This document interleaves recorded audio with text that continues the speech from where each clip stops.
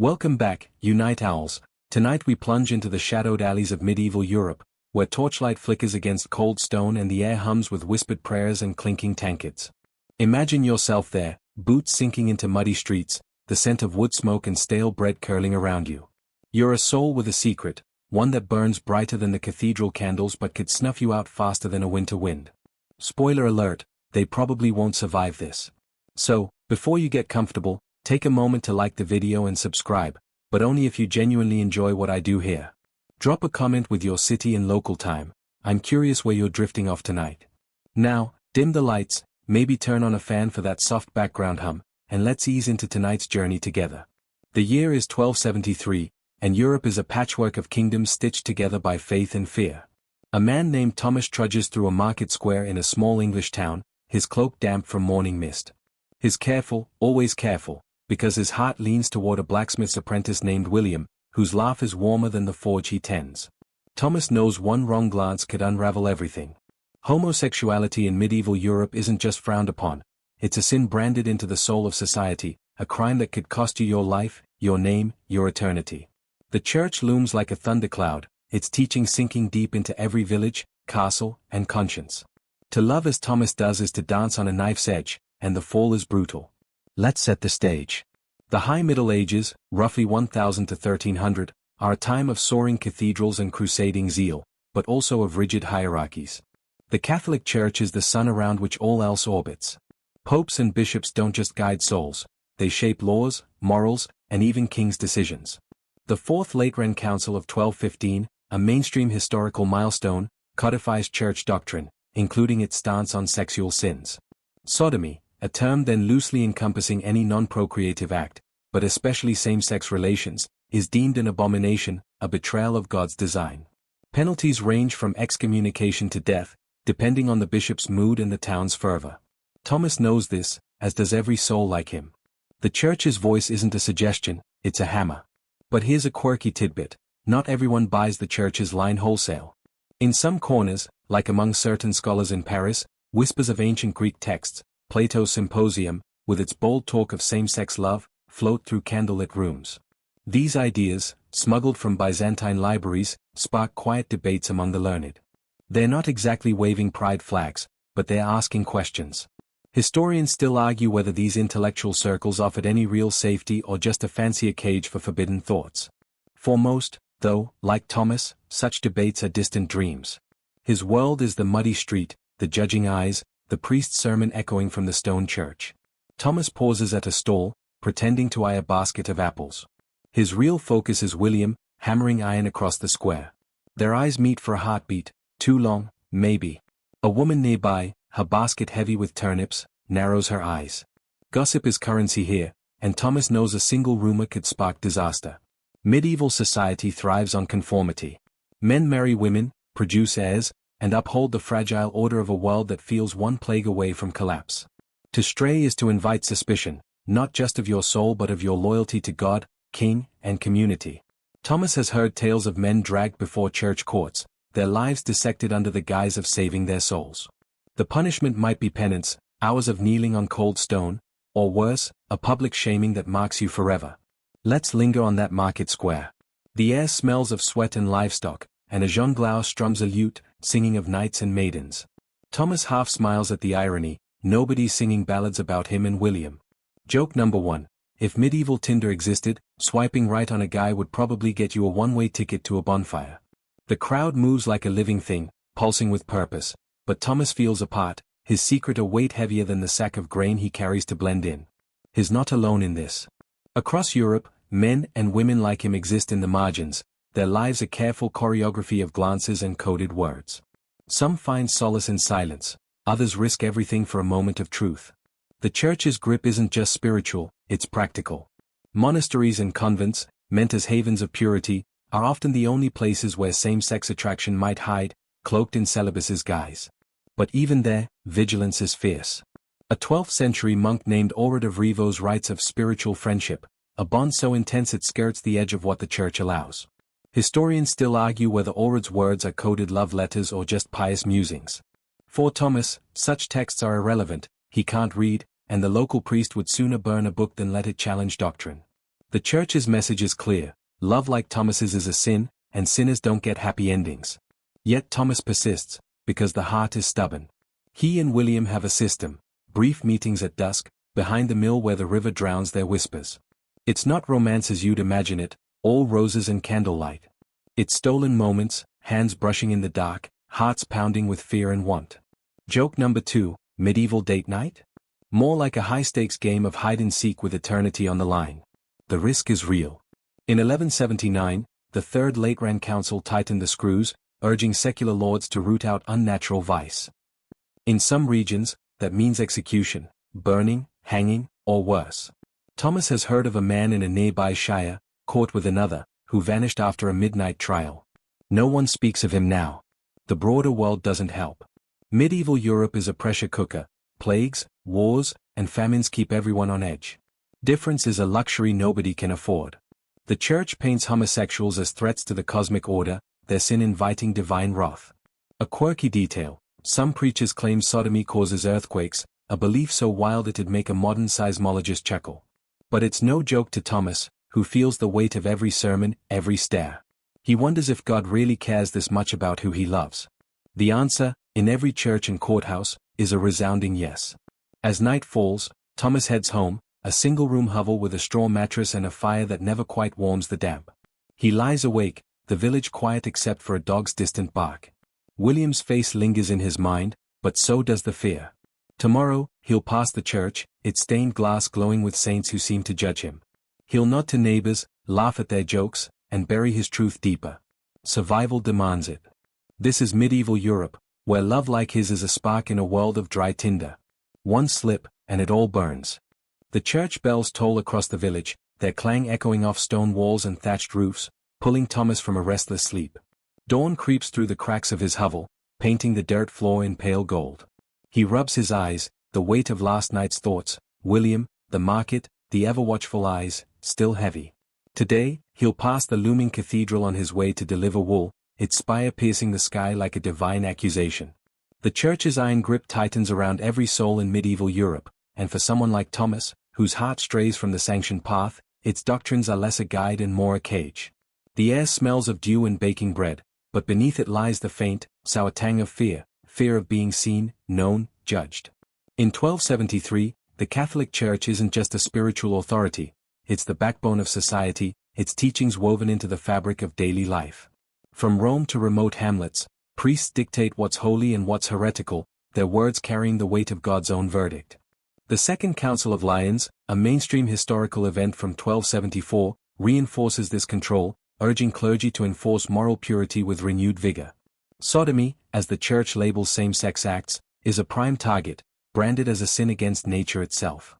The punishment? Excommunication at best, a death sentence at worst. Thomas knows this, though he's never seen the decrees written in Latin on vellum. The priest's Sunday sermons, delivered with a fervor that makes the pews creak, hammer the message home: to love as Thomas does is to defy God's order. Yet, there's a quirky wrinkle in this tapestry of control. Some monks, tucked away in scriptoria, copy ancient texts that hint at a different world.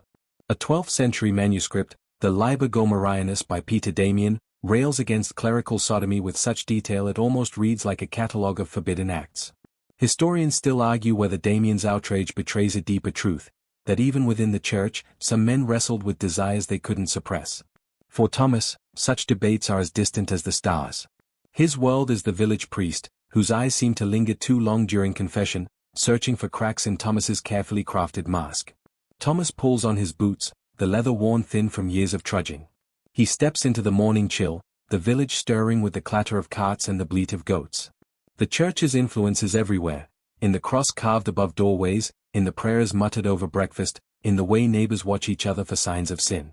To be homosexual in this world is to live under a microscope, every gesture scrutinized. Thomas keeps his head down as he passes the baker, who's kneading dough with a rhythm that matches the village's pulse.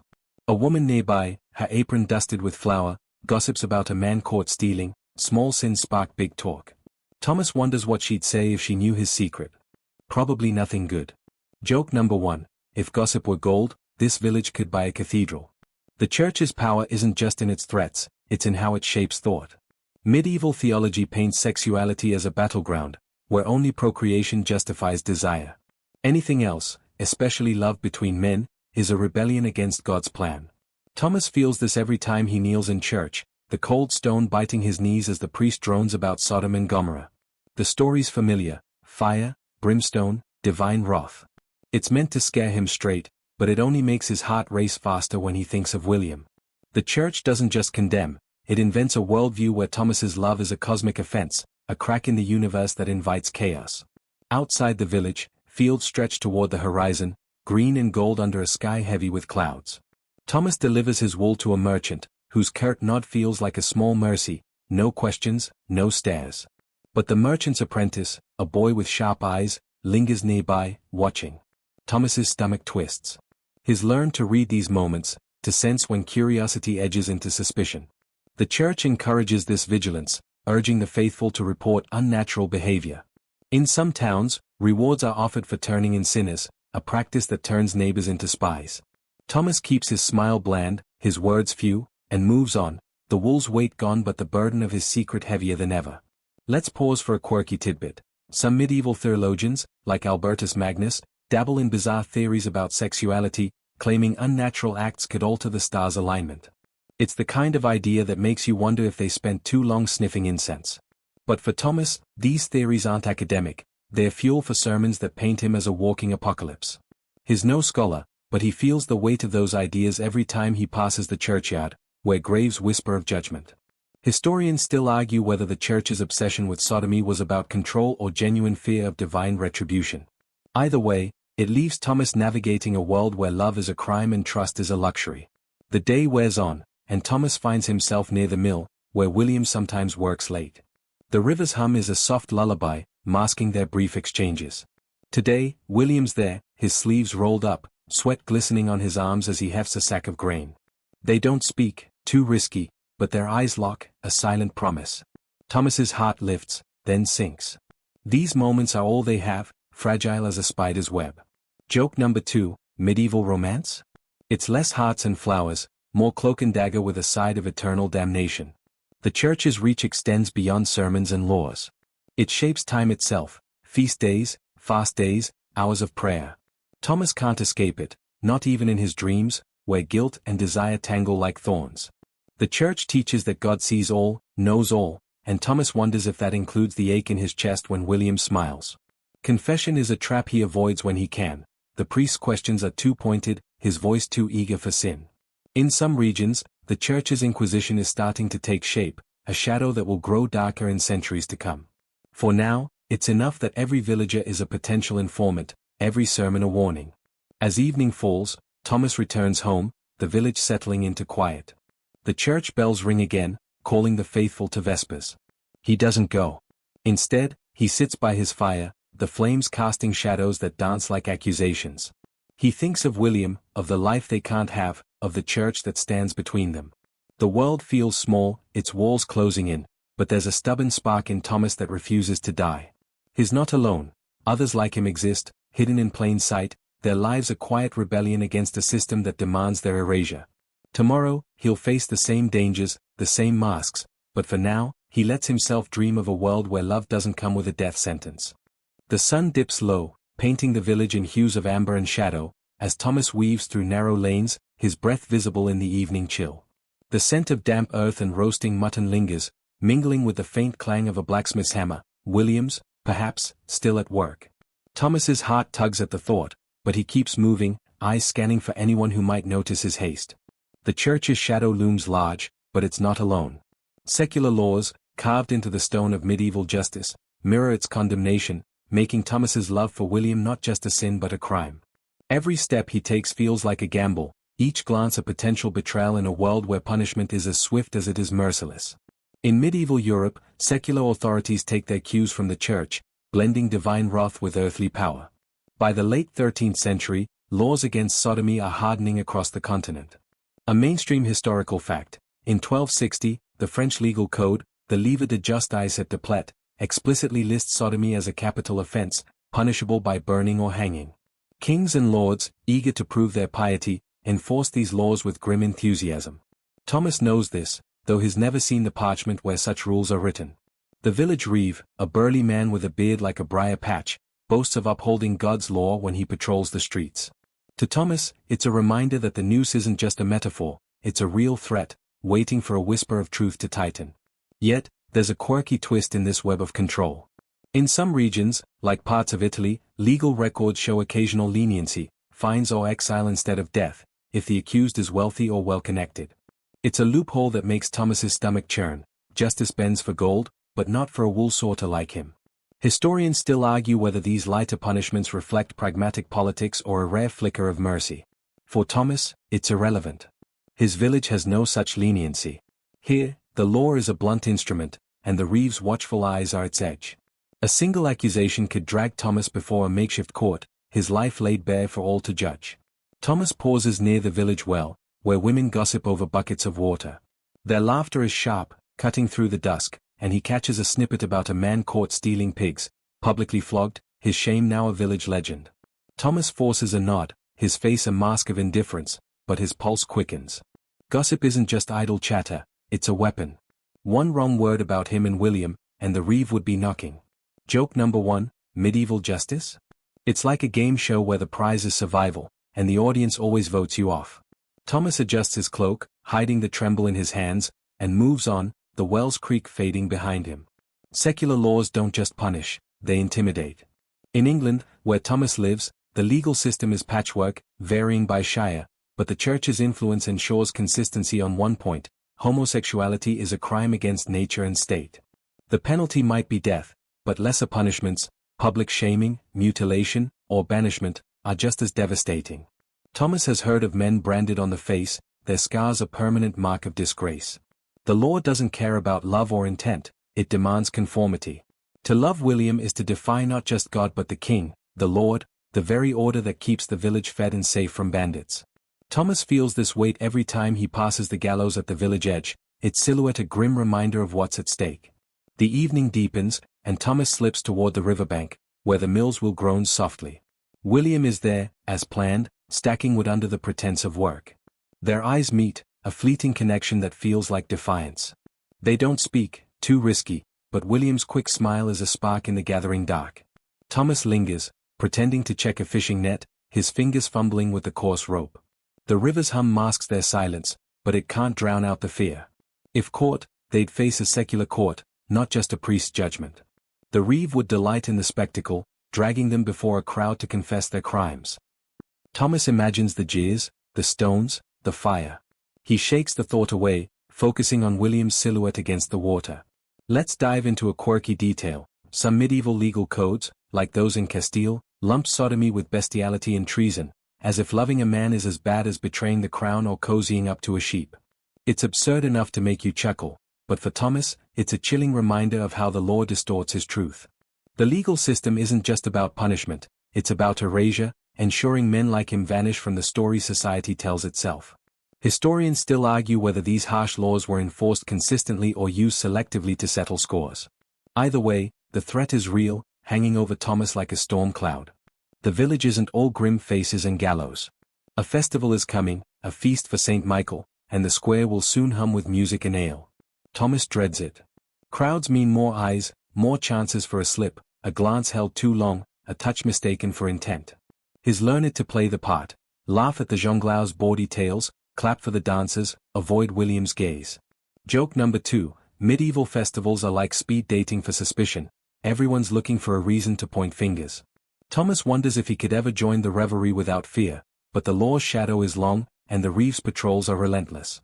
As night settles, Thomas heads home, the village now quiet save for the distant hoot of an owl. The laws that bind him aren't just written in books, they're etched into the rhythm of daily life.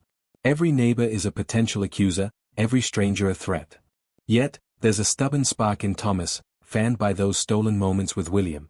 He thinks of the gallows, the reeve, the laws that could crush him, but also of William's smile, bright as a candle in a storm.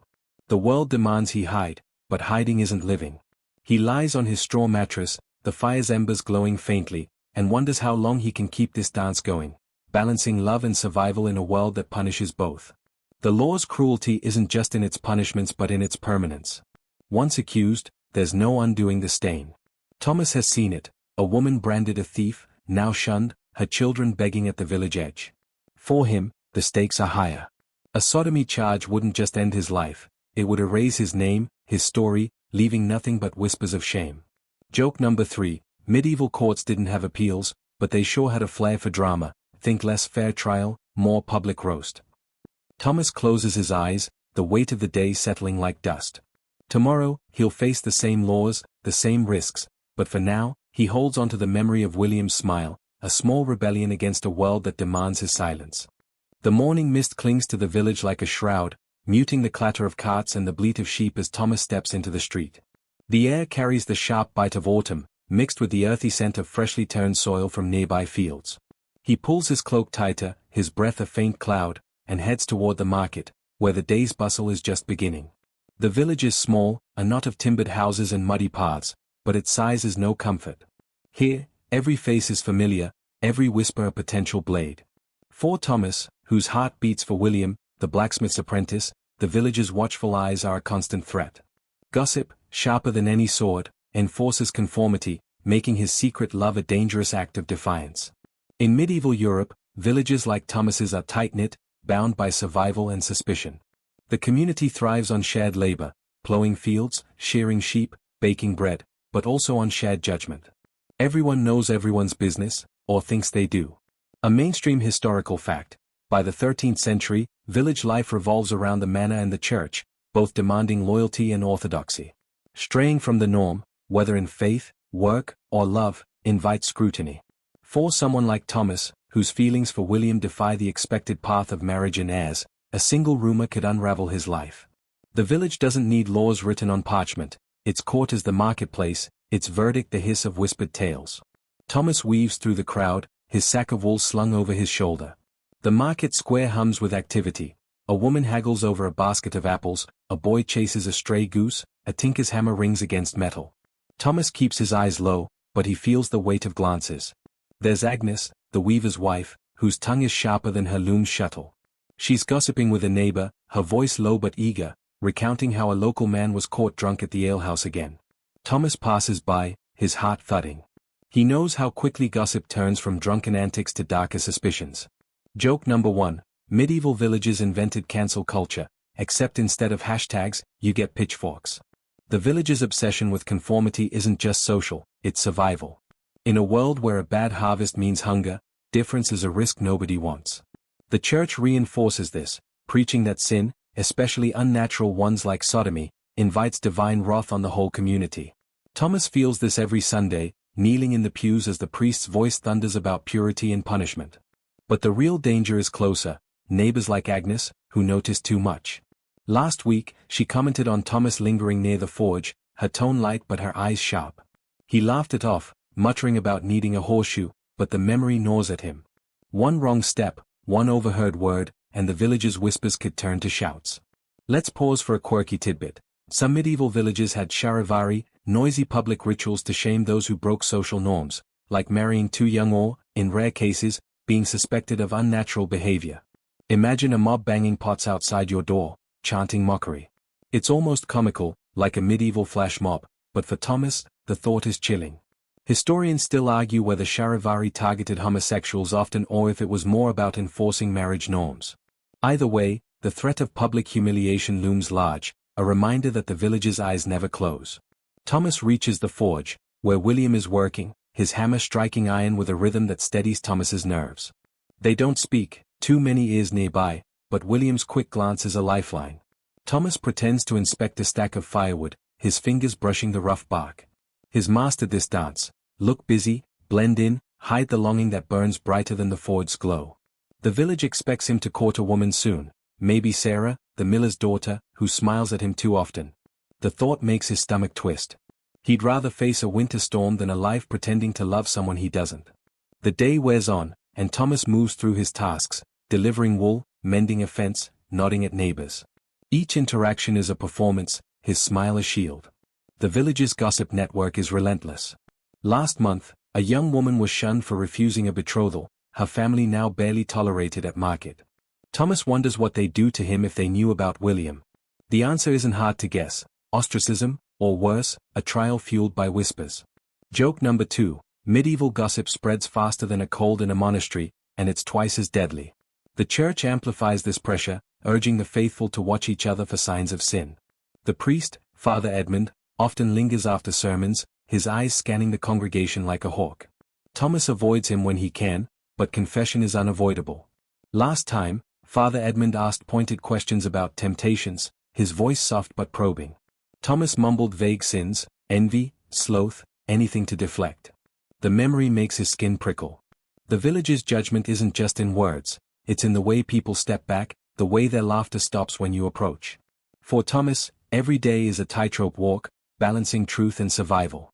As evening falls, the village quiets, the market emptying as families retreat to their hearths. Thomas slips toward the river, where the mill's shadow offers cover. William is there, stacking grain sacks, his movements slow, deliberate.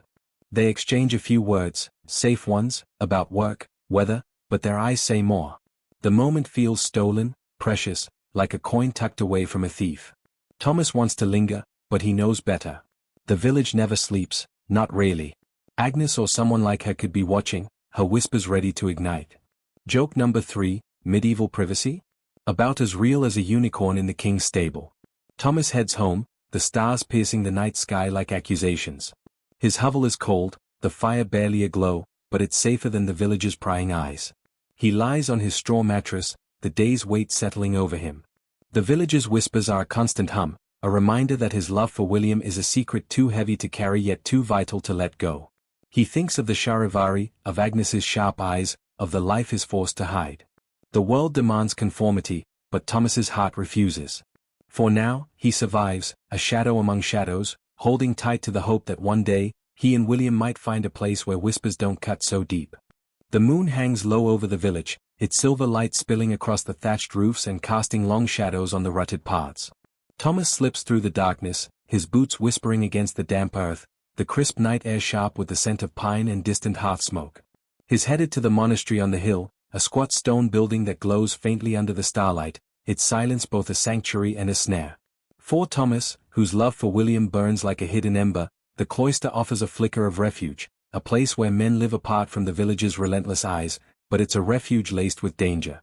The monastery's walls may hide secrets, but they also guard them fiercely, and a single whisper of truth could turn sanctuary into a cell. In medieval Europe of 1279, monasteries are more than spiritual retreats, they are hubs of learning, labor, and discipline, where monks vow poverty, chastity, and obedience. The rule of Saint Benedict, a mainstream historical cornerstone established in the 6th century but still guiding monastic life, demands celibacy, making the cloister a supposed haven from worldly desires. For men like Thomas, drawn to others of their kind, monasteries can seem like a safe haven, a place where marriage isn't expected, and close male bonds are cloaked in spiritual purpose. But the reality is harsher. The church watches its own with hawk-like vigilance, and accusations of unnatural vice among monks are met with swift, severe punishment. Thomas, no monk but a frequent visitor delivering wool to the monastery's weavers, knows the cloister's promise of safety is as fragile as a spider's web. Thomas reaches the monastery gate, its iron hinges creaking as a novice lets him in. The courtyard is quiet, save for the soft chant of vespers drifting from the chapel, a melody that feels both soothing and accusatory. He unloads his wool, his hand steady but his heart racing. Brother Anselm, a wiry monk with eyes like chipped flint, oversees the delivery, his gaze lingering on Thomas a moment too long. Thomas forces a smile, muttering about the cold, but he feels the weight of scrutiny. Monasteries are supposed to be above village gossip, but they have their own whispers, their own judgments. Joke number 1, monastic life? It's like signing up for eternal detention, with God as the headmaster. The cloister's secrecy is a double-edged sword. On one hand, it allows men like Thomas to move unnoticed, their interactions with others, monks, novices, lay workers, less likely to spark village rumors. Some monks, bound by vows, form intense spiritual friendships, a term coined by figures like Orid of Rivos, whose 12th century writings celebrate male bonds with a fervor that skirts the edge of forbidden love. Historians still argue whether these friendships were platonic or a coded way to express what couldn't be spoken. For Thomas, such debates are distant. He only knows the monastery feels different, quieter, yes, but also charged with unspoken possibilities. His scene glances between monks, fleeting and guarded, that mirror his own with William. The cloister hides secrets, but it doesn't erase them. Yet, danger lurks in every shadow. A quirky tidbit. In 1287, a scandal rocked a French monastery when two monks were caught in a sinful embrace, their punishment recorded in grim detail, flogging, then exile to separate cloisters. The church's response was less about saving souls and more about purging taint, a warning to others. Thomas has heard such tales, whispered by traders who pass through the village.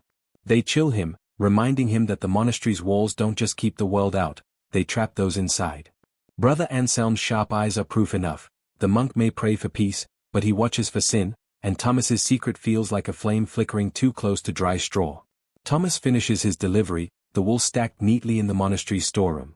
He lingers, pretending to adjust his cloak, hoping for a glimpse of Brother Simon, a young monk who once spoke kindly to him, his voice soft as the chapel's candlelight. Simon's not here tonight, and Thomas feels a pang of disappointment, quickly buried. He's learned to guard these moments, to savor them without letting them show. The monastery's rhythm, prayer, work, silence, offers a strange comfort, a world where men live together, their lives entwined without the village's demand for wives and heirs. But it's a false comfort. The rule of Saint Benedict is clear, chastity is absolute, and any deviation is a betrayal of God's trust. As Thomas leaves the courtyard, the gate clanging shut behind him, he passes the scriptorium, where monks copy manuscripts by candlelight. He can't read, but has heard of books that speak of love in ways the priest would condemn, ancient Greek tales, smuggled from distant lands, that celebrate men loving men. Such ideas are dangerous, confined to the learned few, and Thomas knows better than to dream of them. Still, the monastery's air feels heavy with secrets, as if the stones themselves hold stories of men like him, their truth scratched out before they could be read. Joke number 2, medieval monasteries, where the vow of silence covers more than just small talk. Back in the village, the night is deep, the stars sharp as accusations. Thomas takes a longer path home, avoiding the main road where late-night travelers might see him. He thinks of William, working late at the forge, and wonders if they could ever find a place like the monastery, a world apart, where their love wouldn't be a crime. The thought is fleeting, crushed by reality. Even the cloister, with its chants and shadows, is no true refuge. Monks are watched, their lives dissected in confession, their sins tallied by men like Brother Anselm. Thomas has heard of monks punished for less, sent to solitary cells, their rations cut, their names struck from the community's prayers. The village sleeps as Thomas reaches his hovel, the fire long dead, the room cold as doubt. He lies on his straw mattress, the monastery's chants echoing in his mind, a lullaby that offers no rest. The cloister's promise of safety is a mirage, its secrecy a trap as deadly as the village's whispers. Thomas thinks of Brother Simon's kind voice, of William's steady gaze, of the life he longs for but can't have. Joke number 3, dreaming of freedom in medieval Europe? Might as well wish for a dragon to whisk you away, less likely to get you burned. He closes his eyes, the weight of the night pressing down, and wonders how long he can keep his secret hidden in a world where even silence speaks too loudly. The sun climbs over the horizon, gilding the turrets of a distant castle where banners snap in the brisk morning breeze. Thomas, trudging along a dirt path with a bundle of wool for the Lord Steward, feels the weight of more than just his load. The castle looms ahead, its stone walls a symbol of power and privilege, but for someone like Thomas, whose heart belongs to William, the blacksmith's apprentice, it's a treacherous maze. In the courts of medieval Europe, nobles navigate a world of intrigue and ambition, where wealth and status might bend the rules that crush commoners like Thomas. Yet, even for the high-born, loving someone of the same sex is a dangerous dance, one misstep away from ruin. In 1279, the nobility of Europe hold sway over vast estates, their lives a whirlwind of feasts, hunts, and political maneuvering. A mainstream historical fact, the Magna Carta of 1215, while primarily about baronial rights, sets a precedent for noble privilege, giving lords a degree of autonomy in their domains. This means that, unlike Thomas, a noble accused of sodomy might escape the harshest penalties, death or mutilation, if their wealth or connections are strong enough. But the church's reach is long, and even nobles aren't immune to its wrath. For a lord or lady drawn to their own sex, the court is a glittering trap, where alliances are forged in public and secrets are whispered in private, each one a potential weapon. Thomas reaches the castle gate, where guards eye him with bored suspicion. He's here to deliver wool, a task that brings him closer to the world of the elite but never lets him forget his place. The courtyard bustles with servants, knights, and a minstrel plucking a lute, his song about courtly love dripping with irony for Thomas. He spots Lord Robert, a young noble known for his charm and sharp tongue, laughing with a knight whose hand lingers on his shoulder. The gesture is fleeting, But Thomas recognizes the caution in it, the same caution he uses with William. Nobles may have more room to maneuver, but their world is no less watchful. Joke number 1, medieval courts? Like a soap opera, but with more swords and fewer second chances.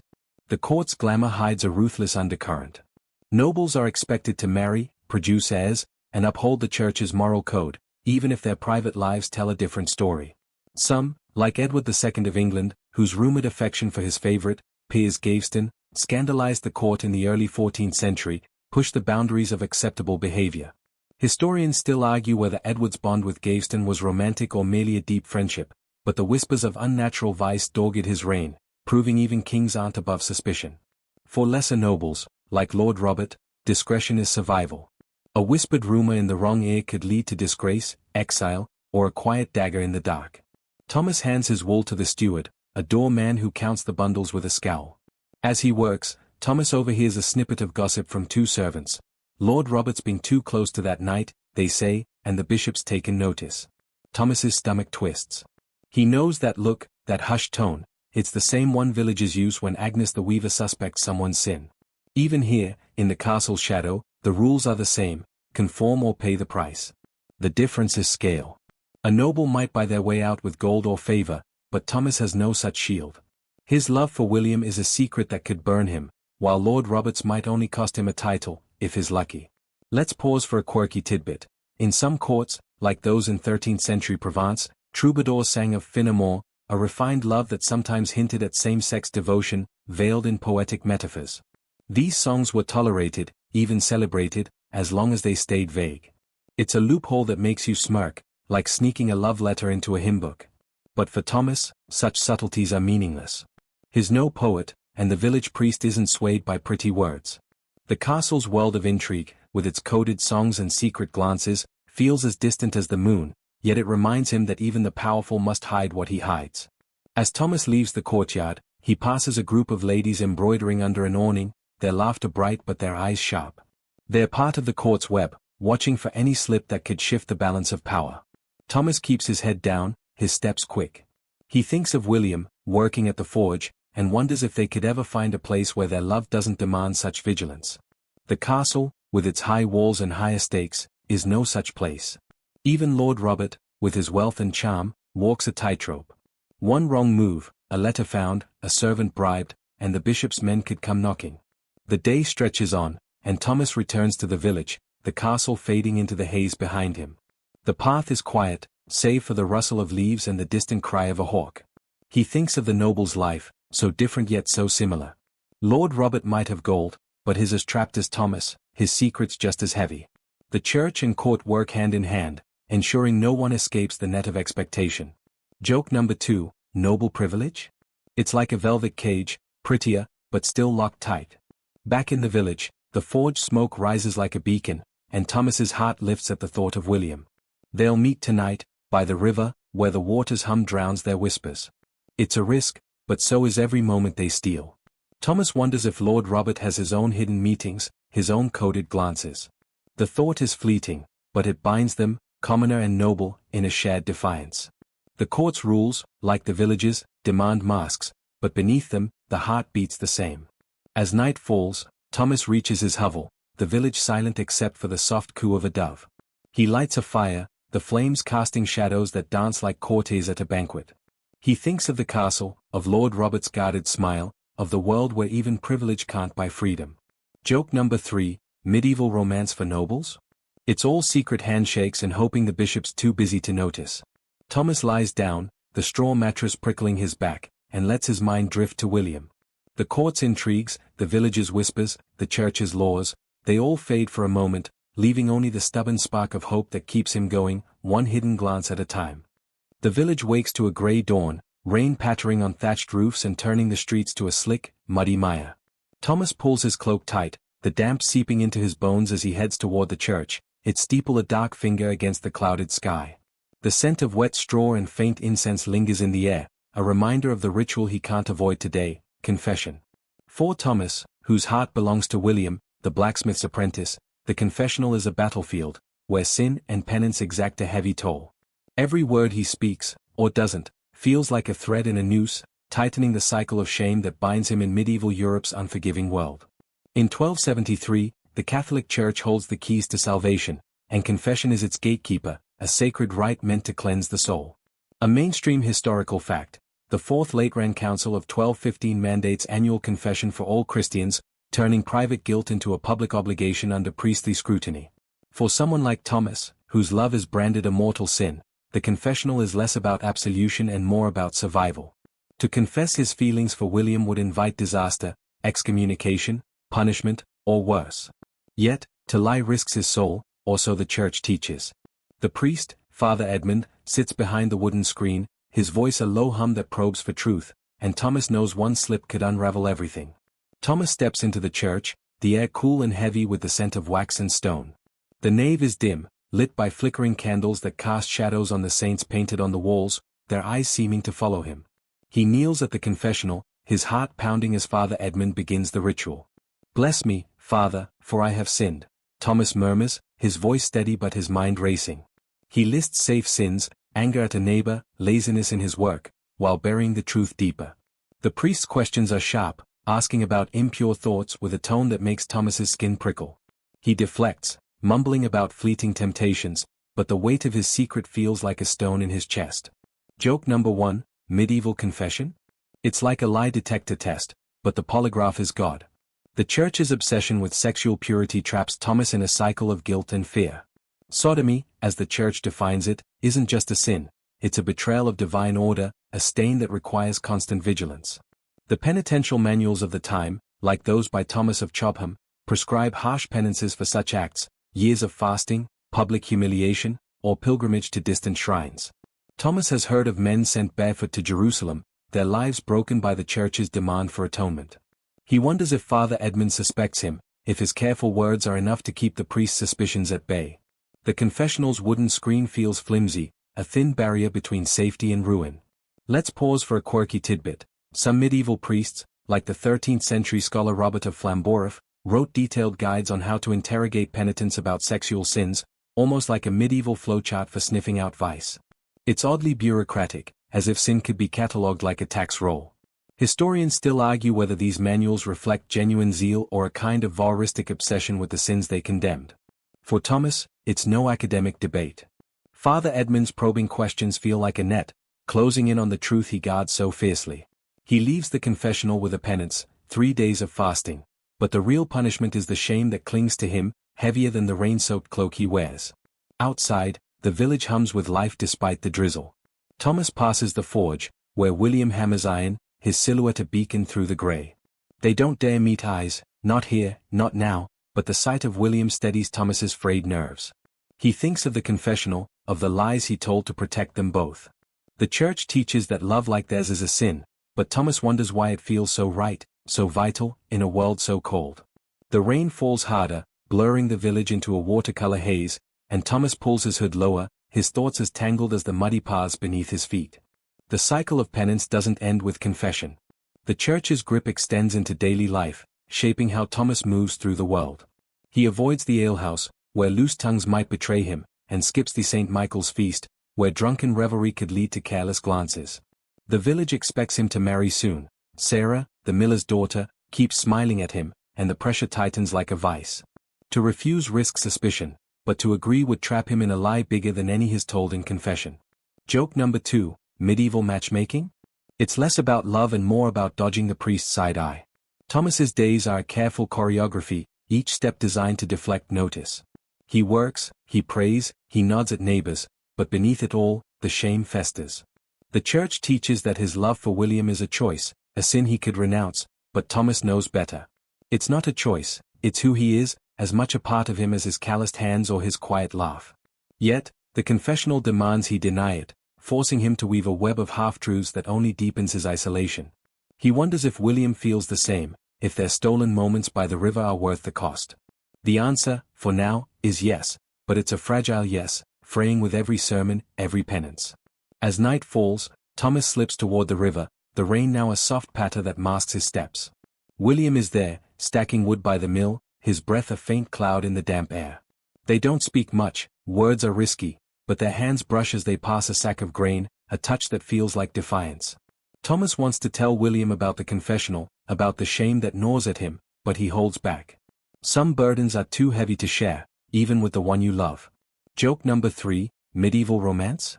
It's all secret touches and hoping the rain drowns out your heartbeats. Thomas returns home, the village silent under the weight of the storm. His hovel is cold, the fire barely aglow, but he doesn't mind.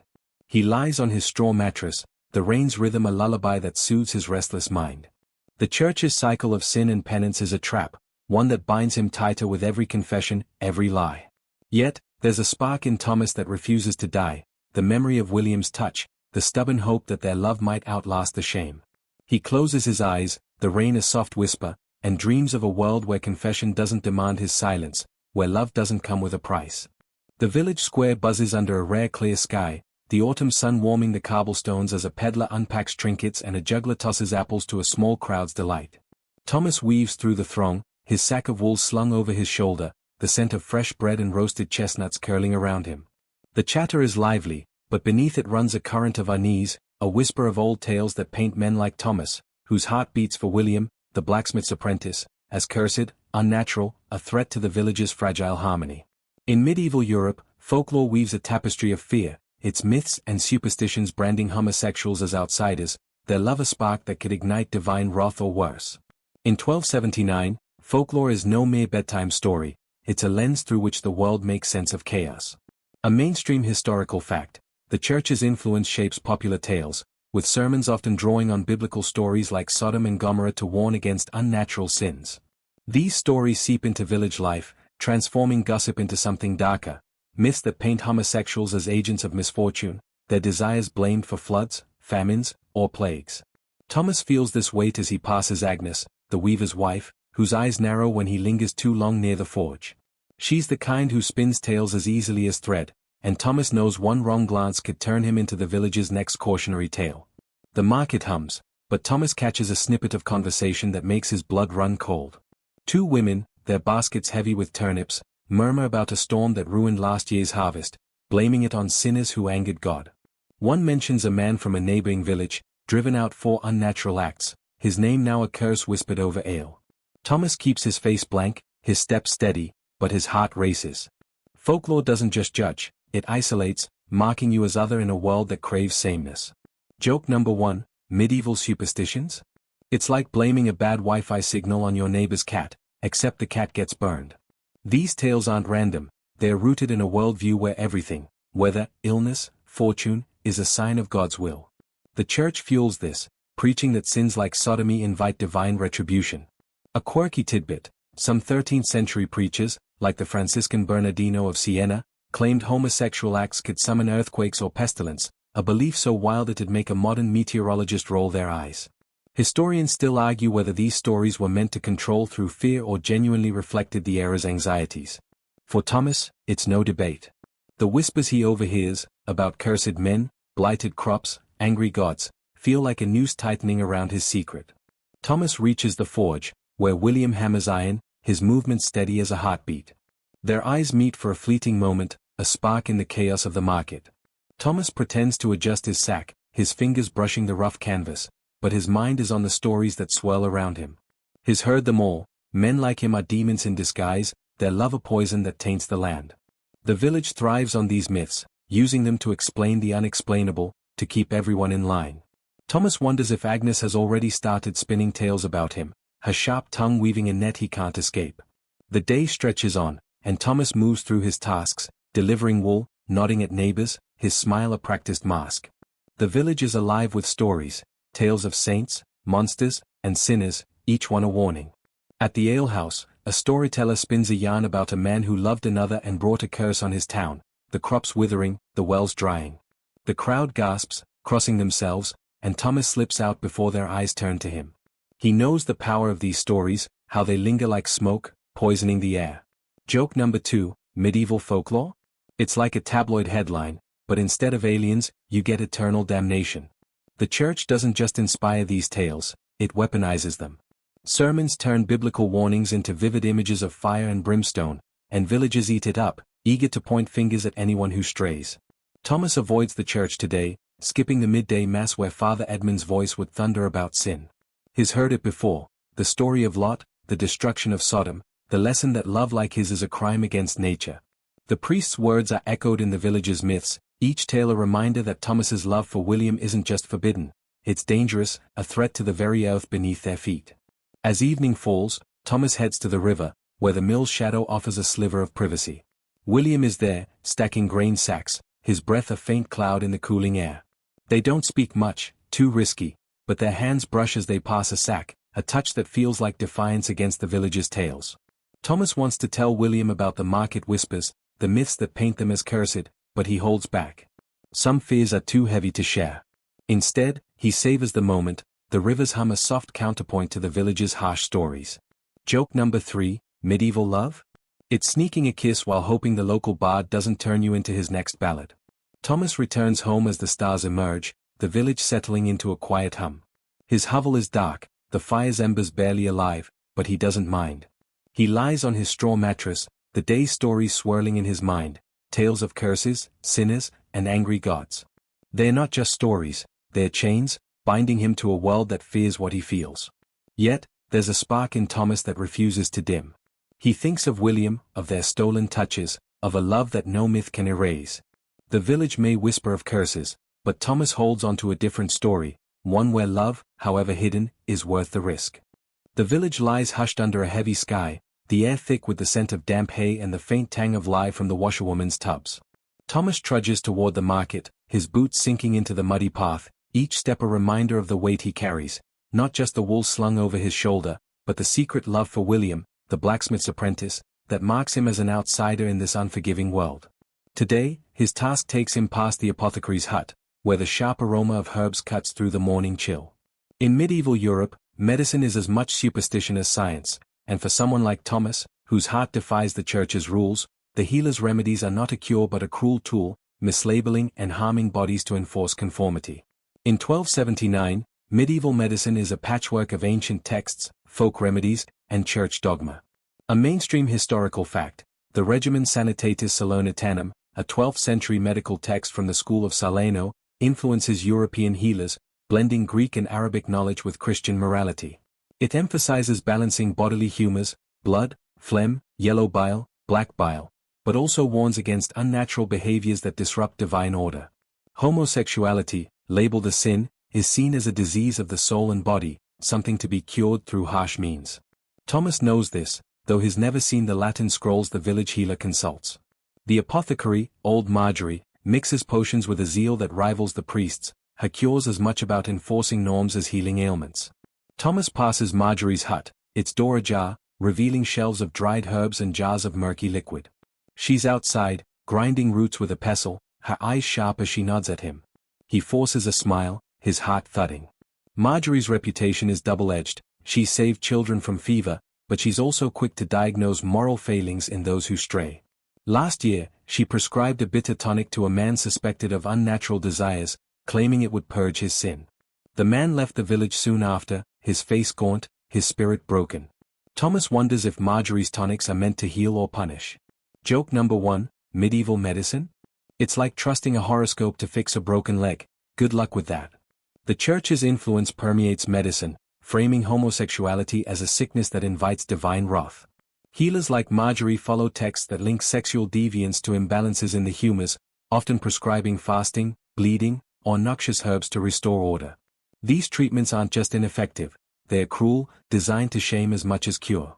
Thomas has heard tales of men forced to endure scalding baths or wear amulets inscribed with prayers to cleanse their desires. The apothecary's hut, with its promise of healing, is a place of fear for someone like him, where a whispered rumor could lead to a cure that breaks the body to save the soul. A quirky tidbit: some medieval healers, drawing on misinterpreted Arabic texts, believed same-sex attraction stemmed from an excess of hot humors, recommending cold baths or even leeches to cool the blood. It's absurd enough to make you chuckle, like prescribing ice cream for a fever. Historians still argue whether these treatments were genuine attempts at healing or veiled punishments meant to deter. For Thomas, the distinction is meaningless. Marjorie's watchful eyes are a reminder that her remedies could target him if Agnes, the weaver's wife, let slip her suspicions about his lingering glances at William. The village's gossip, paired with the healer's cures, is a net he's desperate to avoid. Thomas hurries past the hut, his sack of wool a flimsy excuse for his haste. He reaches the market, where the usual clamor, vendors shouting, children laughing, a donkey braying, feels like a shield against Marjorie's gaze. But even here, the threat of medicine lingers. He overhears two women discussing a young man from a nearby village, cured of his sins by a healer's draught that left him too weak to work. The women cross themselves, praising the cure, but Thomas feels a chill. The village trusts Marjorie's potions, just as they trust Father Edmund's sermons, each reinforcing the other's power to judge and control. At the forge, William is working, his hammer striking iron with a rhythm that steadies Thomas's nerves. They don't dare speak, not with so many eyes nearby, but William's quick nod is a lifeline. Thomas lingers, pretending to inspect a stack of horseshoes, his fingers brushing the warm metal. He thinks of Marjorie's tonics, of the men broken by her cures, and wonders how long he and William can hide. The village expects him to marry soon. Sarah, the miller's daughter, keeps smiling at him, and the pressure is a constant hum, like the buzz of flies over a market stall. Joke number 2, medieval matchmaking? It's like being drafted into a war you didn't sign up for, with love as the enemy.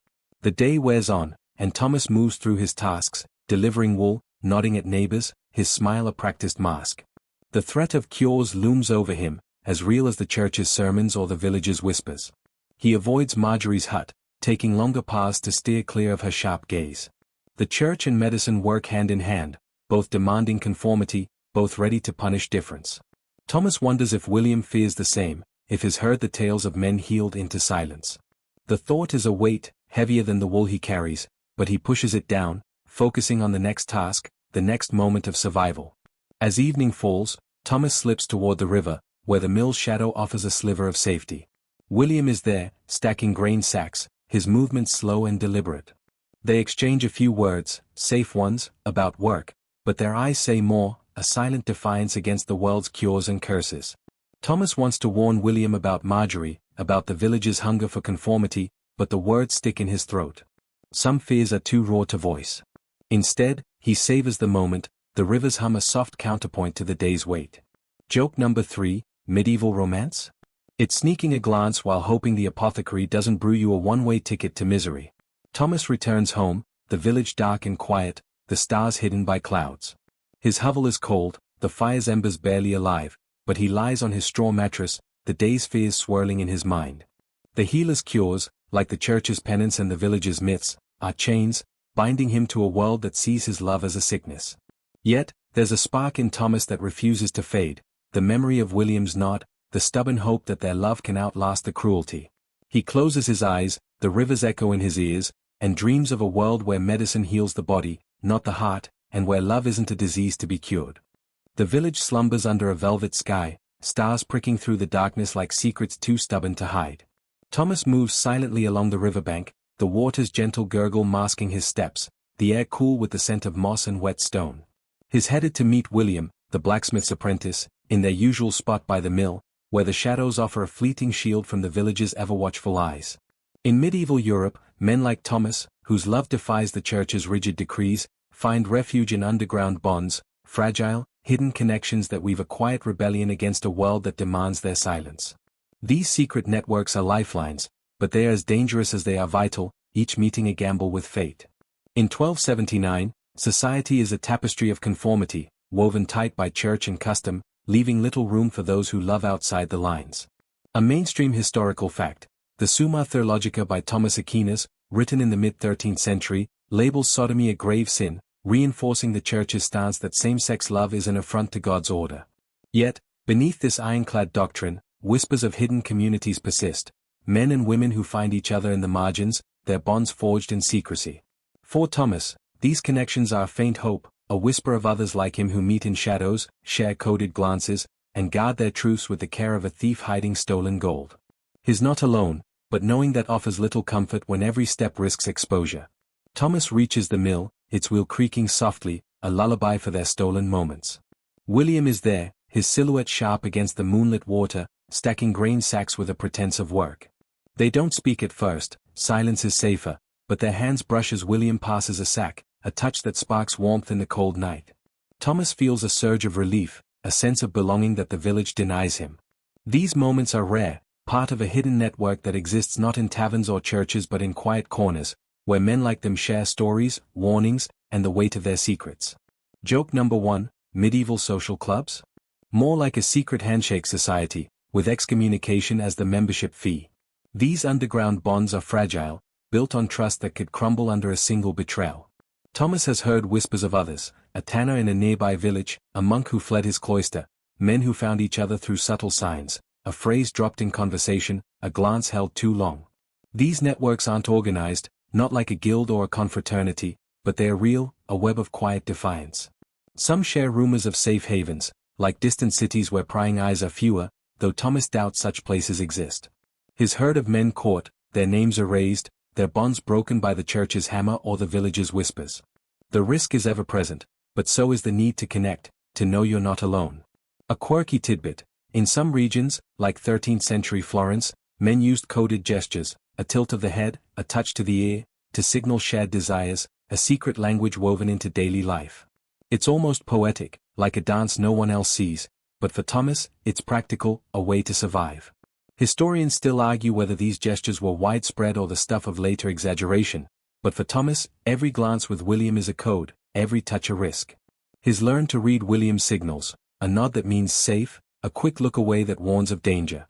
Tonight, the mill is quiet, but Thomas scans the shadows, half expecting Agnes, the weaver's wife, to emerge with her sharp tongue and sharper suspicions. Thomas lingers, helping William move a sack, their movements a careful choreography. The river's hum drowns their low voices as they exchange a few words, about the forge, the weather, anything but the truth. But their eyes speak louder, weaving a bond stronger than the village's judgment. Thomas thinks of the tanner's tale, whispered by a peddler last month, a man who found others like him, meeting in a barn under the guise of trade. The story ended badly, betrayal, a trial, exile, but it planted a seed in Thomas's heart. There are others, somewhere, living as he does, loving as he loves. The thought is a spark, fragile but bright. The village isn't blind, though. Gossip, as Thomas knows too well, is a blade that cuts without warning. Last week, Agnes commented on his late-night walks, her tone light but her eyes probing. Thomas brushed it off, blaming sleeplessness, but the memory gnaws at him. The underground network he and William share with others is a lifeline, but it's also a chain, each link a person who could break under pressure. Thomas wonders if William knows of others, if he's heard the same whispers. They don't talk about it, words are too dangerous. But the silence between them is heavy with shared fear, shared hope. Joke number 2, medieval secrets? They're like keeping a dragon in your cellar, nobody notices until it roars. The church's shadow looms over these hidden bonds, its sermons a constant reminder that love like theirs is a sin to be rooted out. Father Edmund's voice echoes in Thomas's mind, preaching about Sodom, about divine wrath. The priest watches the village like a hawk, and Thomas avoids confession when he can, fearing the questions that cut too close. The underground network offers solace, but it's no shield against the church's power or the village's eyes. Thomas thinks of the tanner, of the monk, of the men whose stories ended in silence, and wonders how long his own can last. As the night deepens, Thomas and William part, a quick nod their only farewell. Thomas takes a winding path home, avoiding the main road where late-night travelers might see him. The village is dark, save for the flicker of a few hearth fires, and the stars above feel like eyes, watching, judging. He reaches his hovel, the air inside cold and heavy with the scent of earth. Lying on his straw mattress, he thinks of William, of the tanner's tale, of the fragile network that binds them to others like them. Joke number 3, medieval love? It's a club where the membership dues are paid in whispers and the exit fee is your life. The fire's embers glow faintly, casting shadows that dance like the secrets Thomas keeps. The underground bonds he shares with William and others are a quiet rebellion, a refusal to let the world erase them. But they're also a risk, each connection a thread that could unravel everything. Thomas closes his eyes, the rivers echo in his ears, and dreams of a world where love doesn't demand shadows, where bonds don't come with chains. For now, he holds tight to the spark of hope, the knowledge that he's not alone, even in a world that demands his silence. The village wakes to a crisp dawn, the air sharp with the scent of frost and wood smoke as Thomas steps into the street, his breath a faint cloud. The church bells toll, calling the faithful to morning prayers, their clang a reminder of the world's unyielding rhythm. He pulls his cloak tighter, heading toward the market, but his thoughts are on William, the blacksmith's apprentice, whose steady presence is a light in the shadows of his secret life. In medieval Europe, where love like theirs is branded a sin, art becomes a quiet refuge, a canvas for forbidden desires, hidden in plain sight through subtle symbols and coded beauty.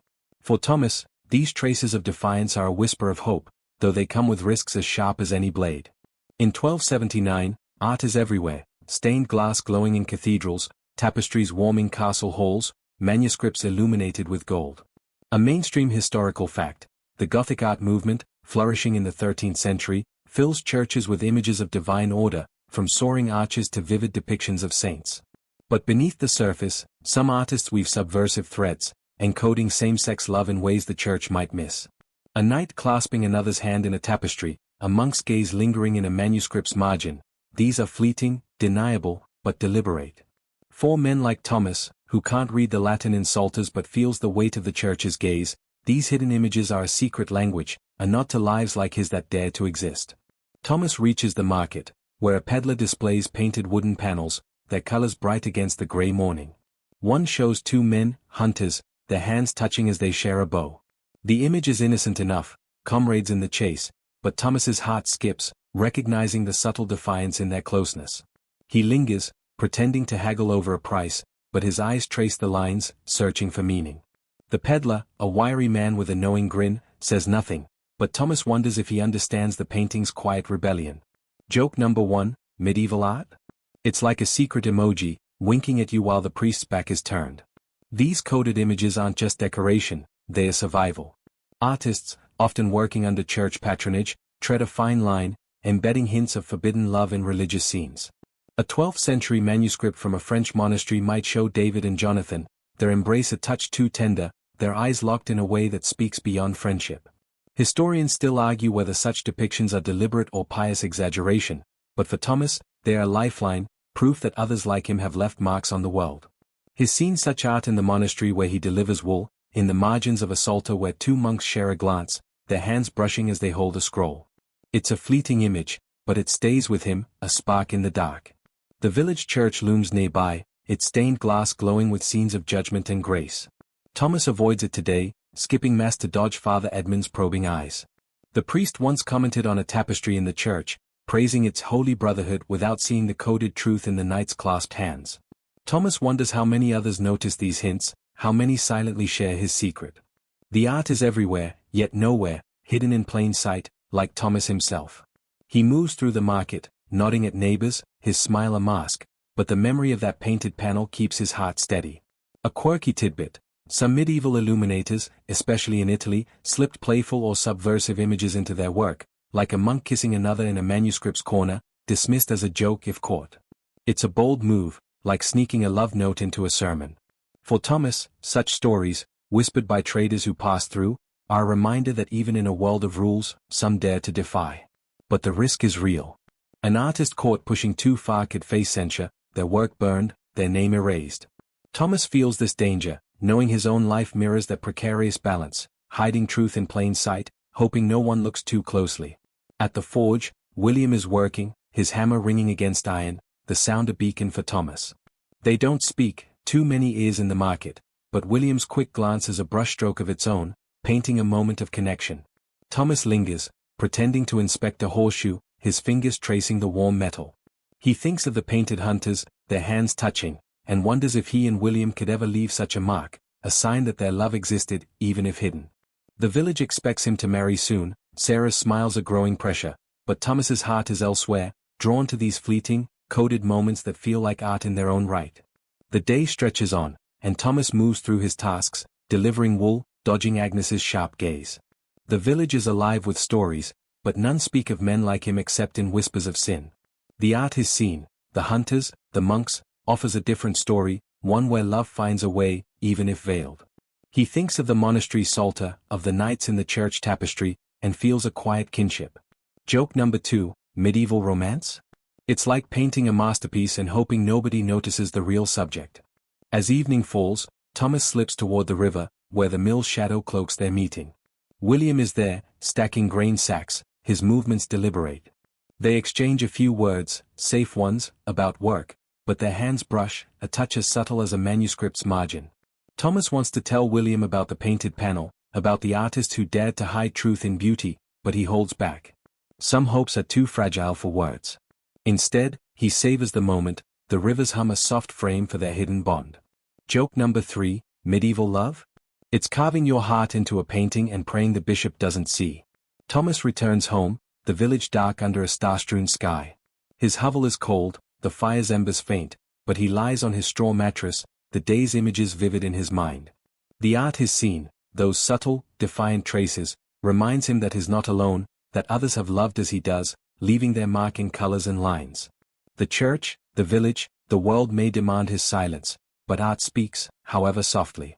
He closes his eyes, the rivers echo in his ears, and dreams of a world where love doesn't need to hide in shadows or symbols, where his heart can be as bold as a brushstroke on vellum. The village stirs under a bruised dawn, clouds heavy with the promise of rain as Thomas trudges through the mud, his cloak damp and his sack of wool heavier than usual. The air carries the sharp tang of wet earth and the distant clang of the forge, where William is likely already at work. Today, Thomas's path takes him past the church, its bells silent but its presence a constant weight. His thoughts, though, drift to tales of far-off lands, carried by traders and pilgrims who speak of the Crusades, holy wars that stir the blood and shake the rigid norms of medieval Europe. For Thomas, whose love for William is a secret branded as sin, these clashes of cultures offer a fleeting glimpse of worlds where difference isn't always damned, though the risks remain as sharp as ever. In 1279, the Crusades are a fading fire, their zeal dimmed but their impact still rippling across Europe. A mainstream historical fact, the Seventh Crusade, led by Louis IX of France in 1248–1254, exposed European knights to the Islamic world, where attitudes toward same-sex relationships were, in some contexts, less harshly judged. While the Church condemned sodomy with fire and brimstone, certain Arabic and Persian poetic traditions, like those of Rumi or Sadi, celebrated male beauty and love in ways that baffled and intrigued Christian travelers. These encounters didn't change church doctrine, but they planted seeds of doubt in some minds, whispers of a world where love like Thomas's might not be a death sentence. For Thomas, who's never left his shire, these stories are like stars, distant, alluring, but impossible to reach. Thomas reaches the market, where a trader from London unloads spices and silks, his tales of Outremer drawing a small crowd. The man speaks of Saracen cities, of bazaars buzzing with strange tongues, of men who walked hand in hand without fear. Thomas lingers, pretending to eye a bolt of cloth, but his ears strain for every word. The trader's voice is low, careful, such stories could spark trouble with the priest, but his words light a spark in Thomas's chest. Could there be a place where he and William wouldn't need to hide? The thought is dangerous, a flame he quickly snuffs, but it lingers, warming him against the morning chill. Joke number 1, Crusader Tales? Like a medieval travel blog, but with more swords and fewer selfies. These cultural clashes didn't soften Europe's stance, far from it. The Church used the Crusades to double down, framing them as a battle against all forms of heathen vice, including sodomy. Returning knights faced scrutiny, their time abroad a stain that could invite suspicion. Yet, the exposure left traces. Some scholars, like those in Paris, began studying Arabic texts, finding ideas that challenged the Church's rigid view of love. Historians still argue whether these encounters influenced European thought or merely hardened its prejudices. For Thomas, the trader's stories are a double-edged sword. They offer hope, but they also remind him how tightly his world is bound by fear and faith.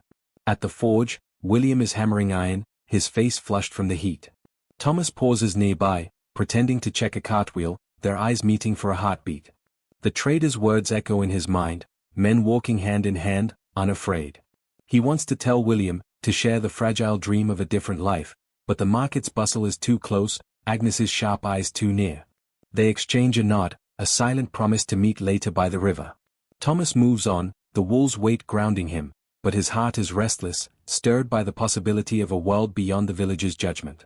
A quirky tidbit, some Crusader chronicles, like those of Usama ibn Munkid, describe Muslim warriors admiring the beauty of Frankish knights, their compliments laced with a poetry that made European scribes blush. It's a moment that feels almost comical, like a medieval rom-com scene, but it hints at a cultural fluidity the Church worked hard to erase. For Thomas, such stories are second-hand, filtered through the trader's tales, but they resonate. His felt William's gaze, heavy with meaning, and wonders if those far-off warriors felt the same. The Crusades may have been about conquest, but they also cracked open a window to a world where love might not always be a crime. The day wears on, and Thomas delivers his wool, dodging the usual stares and whispers. The village is a cage, its rules as unyielding as the stone church. The trader's stories, though, are key, turning in his mind. He thinks of the Saracen cities, of men unafraid, and feels a pang of envy. His life is a careful dance. Avoid Father Edmund's sermons, deflect Sarah's smiles, guard every glance with William. The Crusades, with their tales of difference, make that dance feel heavier, the cage smaller. Joke number 2, medieval freedom? It's like chasing a mirage, looks promising, but you're still stuck in the mud. The church's grip tightens in response to these foreign influences. Father Edmund's sermons rail against Eastern vices, a coded warning that Thomas feels in his bones. The priest watches the village like a shepherd guarding his flock, and Thomas knows one slip, a word overheard, a meeting spotted, could bring the full weight of that wrath. The traders' tales are a risk, too. If Agnes or her ilk catch wind, they'll twist them into proof of Thomas's sin. He avoids the market's heart, sticking to its edges, his steps quick, his face blank. The hope stirred by the Crusades is a fragile thing, easily crushed by the village's reality. As evening falls, Thomas slips toward the river, the mill's shadow a familiar haven. William is there, stacking grain, his movements slow, deliberate. They don't speak much, words are a luxury, but their hands brush, a touch that carries the weight of the traders' stories. Thomas wants to share the tales of men unafraid, but fear stops him. The village, the church, the world, they're all listening. Instead, he holds William's gaze, a silent vow to keep their bond alive, no matter the cost. Joke number 3, medieval love? It's dreaming of freedom while checking over your shoulder for the priest. Thomas returns home, the village dark under a sky now spitting rain. His hovel is cold, the fire's embers faint, but he lies on his straw mattress, the trader's words swirling in his mind. The Crusades opened a door to a world where love like his might breathe, but that door is far away, guarded by swords and sermons.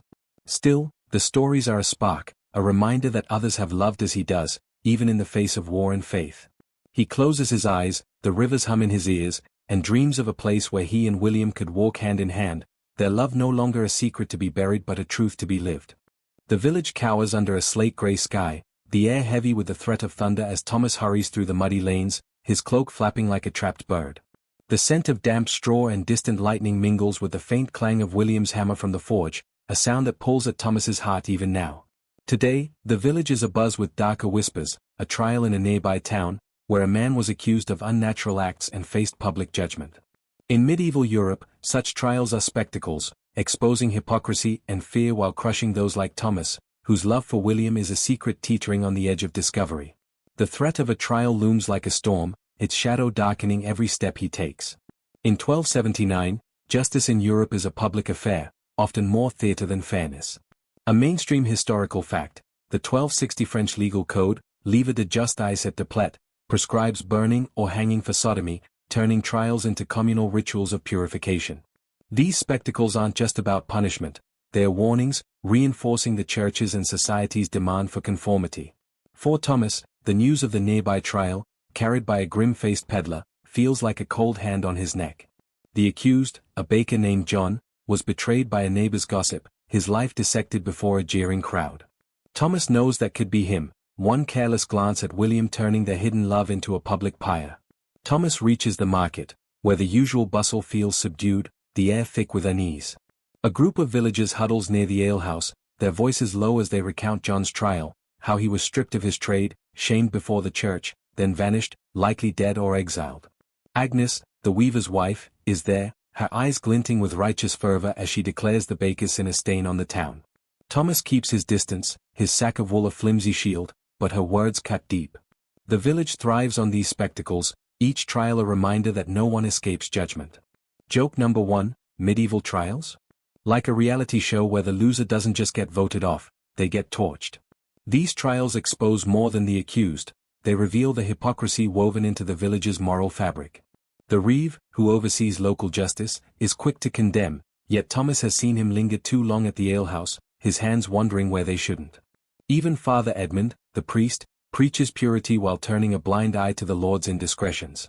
The church's rules are absolute, but their enforcement bends for power or coin. Historians still argue whether these trials targeted genuine sinners or served as tools to settle scores, purge rivals, or distract from larger scandals. For Thomas, it's no debate, John's trial is a warning, a mirror held up to his own precarious life. At the forge, William is working, his hammer striking iron with a force that betrays his own unease. Thomas pauses nearby, pretending to inspect a plowshare, their eyes meeting for a heartbeat. The news of the trial hangs between them, unspoken but heavy. They can't talk here, not with Agnes's sharp eyes scanning the market, but William's tense jaw says enough. Thomas wants to warn him, to beg him to be more careful, but the crowd is too close, the risk too great.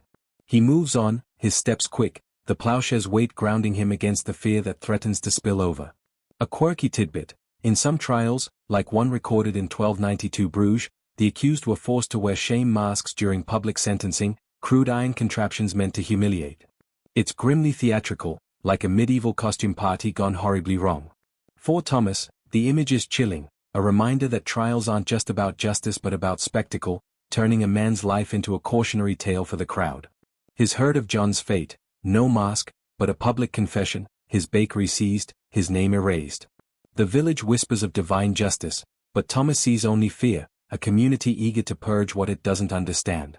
The day drags on, and Thomas delivers his wool, dodging the usual stares and murmurs. The trial's shadow lingers, coloring every interaction. At the mill, he overhears two men discussing John, one saying the baker brought it on himself by being too bold. Thomas's stomach twists. Boldness is a luxury he and William can't afford.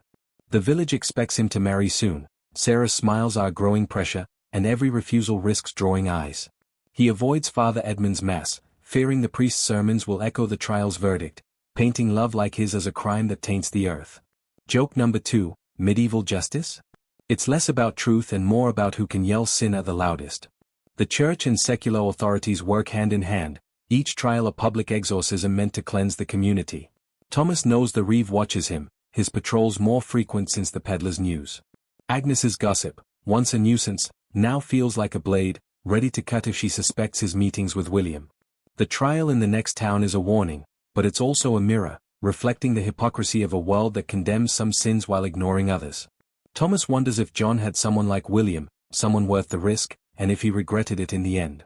As evening falls, Thomas slips toward the river, the mill's shadow a fragile sanctuary. William is there, stacking grain, his movements slow, deliberate. They don't speak much, words are dangerous, but their hands brush, a touch that defies the trial's grim echo. Thomas wants to tell William about John, about the fear that gnaws at him, but he holds back. Some truths are too heavy, even for them. Instead, he meets William's gaze, a silent vow to keep going, to hold their bond against the world's judgment. Joke number 3, medieval love? It's like dancing on a tightrope during a thunderstorm, thrilling, until the lightning strikes. Thomas returns home, the village dark under a sky now spitting rain. His hovel is cold, the fire's embers barely alive, but he lies on his straw mattress, the trial's weight pressing down. John's story is a warning, but it's also a spark, reminding Thomas of the cost of being seen. The village, the church, the reeve, they all demand his silence, but his love for William is a quiet rebellion, a refusal to be erased. He closes his eyes, the rivers hum in his ears, and dreams of a world where trials don't end in fire, where love isn't a spectacle to be judged but a truth to be lived. The village huddles under a frost-kissed dawn, the air sharp with the bite of late autumn and the faint smoke of morning fires. Thomas steps into the street, his breath a ghostly puff, his cloak pulled tight against the chill. The market lies ahead, but his path feels narrower today, each step shadowed by the weight of survival. His love for William, the blacksmith's apprentice, is a secret that demands constant vigilance, a flame he guards in a world eager to snuff it out. In medieval Europe, men like Thomas don cunning masks, disguises of words, gestures, and lies, to navigate a society that punishes their truth. Every day is a performance, and the cost of a single slip is unthinkable. In 1279, survival for those who love outside the church's rigid bounds requires a mastery of deception. A mainstream historical fact, the Decretum Gratiani, a 12th-century legal collection still influential in Thomas's time, codifies church law, labeling sodomy a grievous sin with penalties from excommunication to death. Secular courts echo this, making public conformity a matter of life and limb. For Thomas, this means blending into the village's rhythm, working, praying, laughing at the right moments, while burying his heart deeper than the frost beneath his boots. His life is a tapestry of half-truths, each thread woven to keep William safe, to keep their stolen moments by the river from becoming a noose. Thomas reaches the market, where vendors shout over the clatter of carts, their voices mingling with the scent of fresh bread and roasted apples. He nods at a butcher, his smile practiced, his eyes scanning for Agnes, whose gossip could unravel everything. She's there, haggling over a chicken, her sharp gaze flicking toward him. Thomas adjusts his sack of wool, muttering about the cold, but his heart races. He's learned to deflect, talk of weather, work, anything to avoid her probing questions. The village expects him to court Sarah, the miller's daughter, and he plays along, offering her a polite nod when she passes. It's a mask, one of many, and it chafes like ill-fitted armor. Joke number 1, medieval dating? It's less about sparks and more about dodging the village's matchmaking spies. The masks Thomas wears aren't just lies, they are survival tools.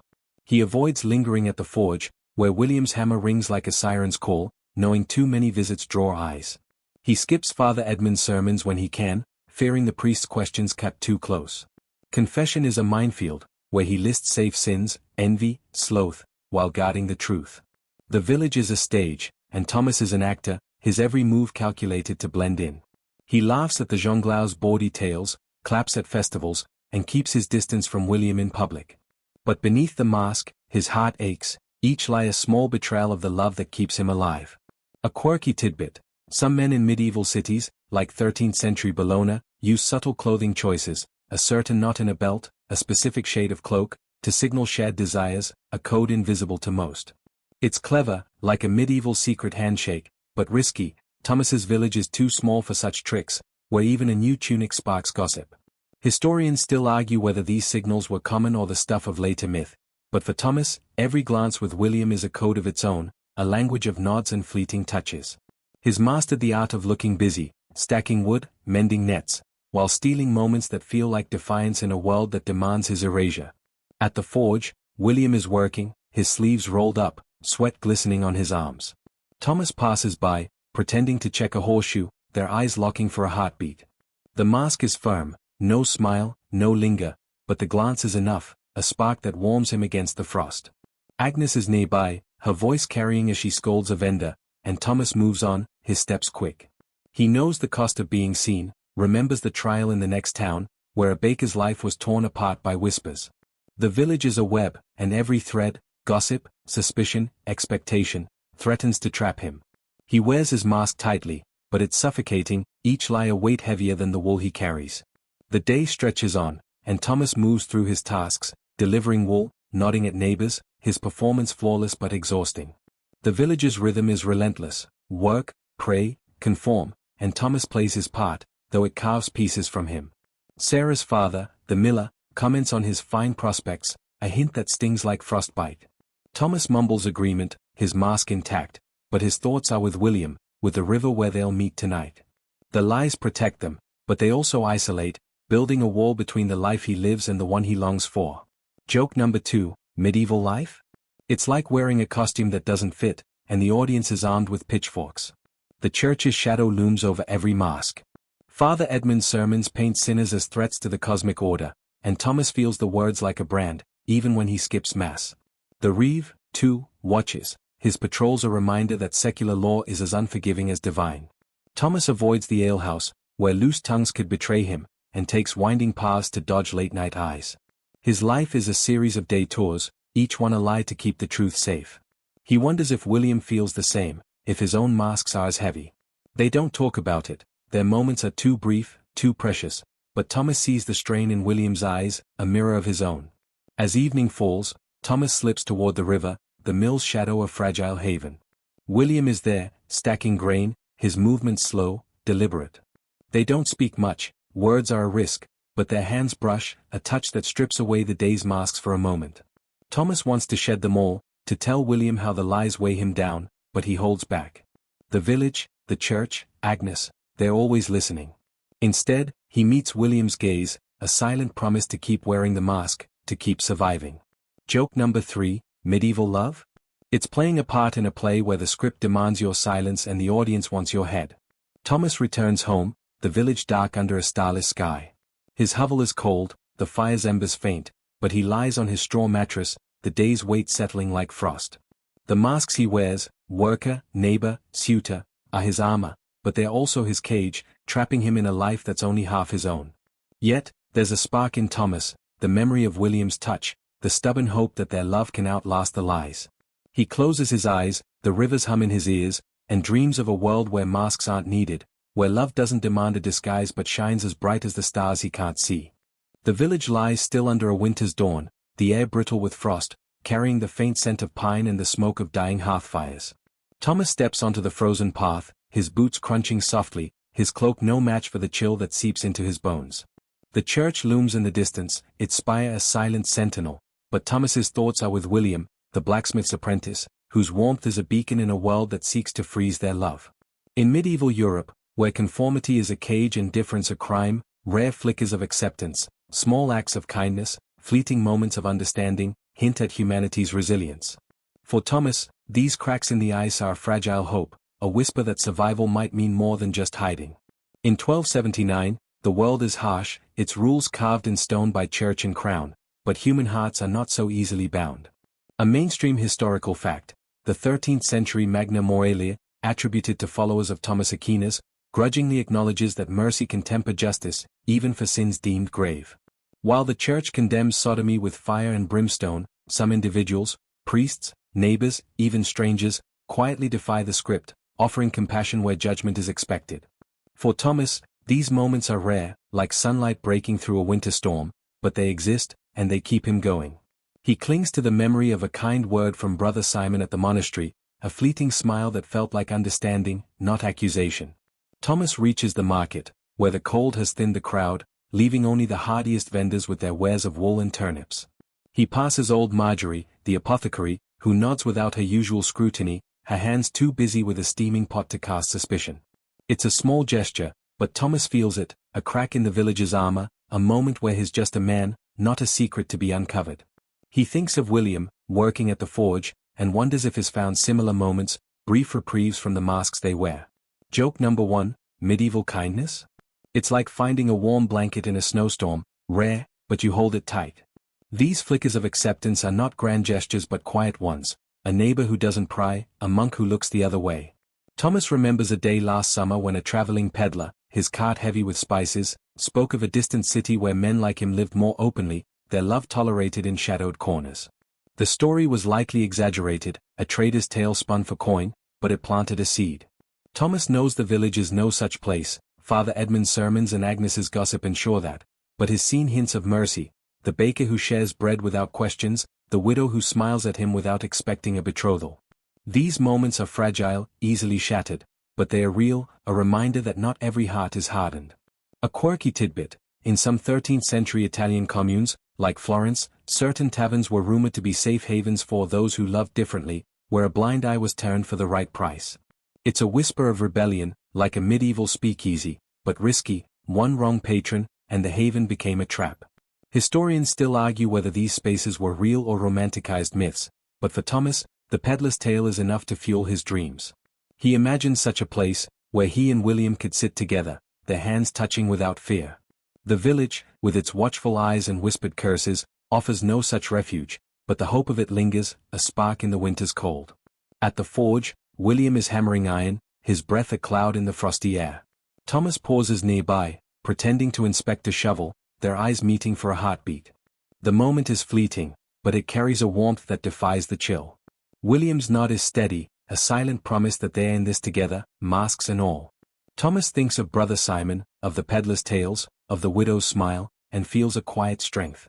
The village may demand conformity, but there are cracks, people who see him, even if they don't know his truth. He moves on, his steps lighter, the shovel's weight grounding him against the fear that never fully fades. The day stretches on, and Thomas delivers his wool, dodging Agnes's sharp gaze and Father Edmund's probing sermons. The village is a cage, but it's not airtight.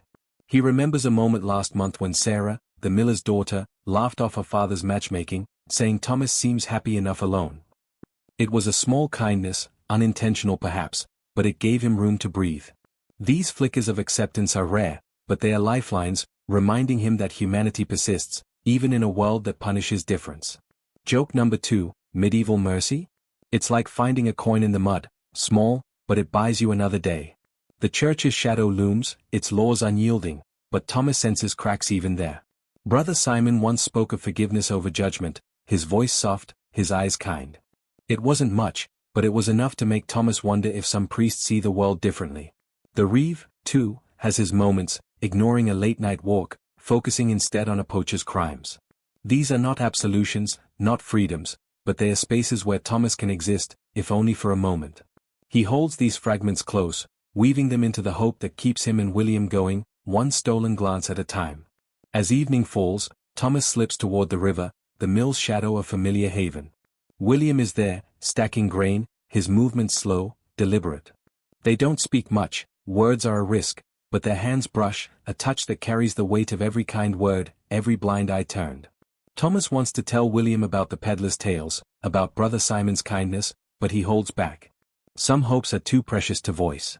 Instead, he meets William's gaze, a silent vow to keep fighting, to find those cracks where love can breathe. Joke number 3, medieval love?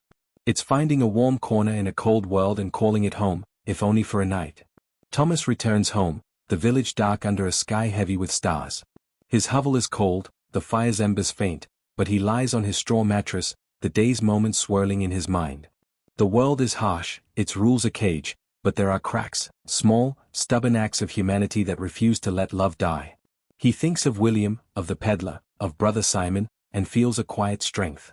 The village may demand his silence, but these flickers of acceptance are a whisper of something more, a world where love might one day stand in the light. The night deepens, and Thomas's thoughts grow softer, slower, like a river settling into its banks. The stars outside seem gentler now, their light a quiet promise rather than a judgment. He imagines a place where he and William could walk openly, their hands entwined, their laughter free. It's a dream, fragile as frost, but it's enough to carry him through the cold. The village sleeps, its rules and fears fading into the dark, and Thomas lets his mind drift, the rivers hum a lullaby. Love, however hidden, is a spark that endures, glowing in the cracks of a world that tries to extinguish it. His breathing slows, his body sinking into the straw, and he dreams of a dawn where acceptance is more than a flicker, where his heart can rest, unmasked, in the warmth of William's gaze.